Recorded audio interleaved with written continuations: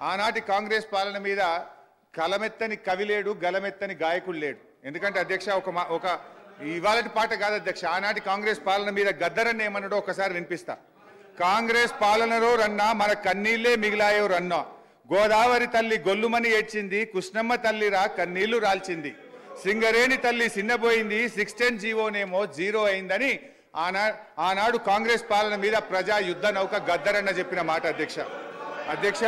అందశ్రీ గారు ఉత్తరాన గోదావరి ఉప్పొంగి ఉరకనేమి, దక్షిణాన కృష్ణమ్మ దర్జాగా పారనేమి, నీళ్లు లేక నోళ్లు తెరిచిన బీళ్లను చూడు, మా పల్లెలన్నీ బోసిబోగా తల్లడిల్లుతున్న తల్లి, చూడు తెలంగాణ చుక్క నీళ్లు దేదేన దాన, మా గోడు తెలంగాణ బతుకు పాడైన దాన అని అందశ్రీ గారు ఆనాటి కాంగ్రెస్ పాలన మీద రాసిన పాట అధ్యక్ష.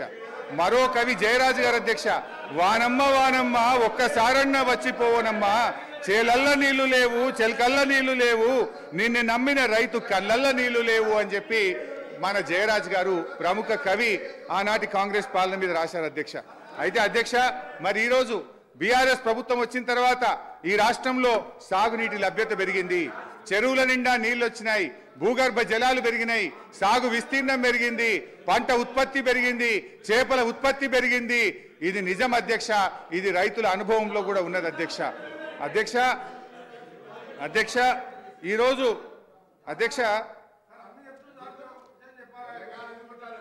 అధ్యక్ష ఇవాళ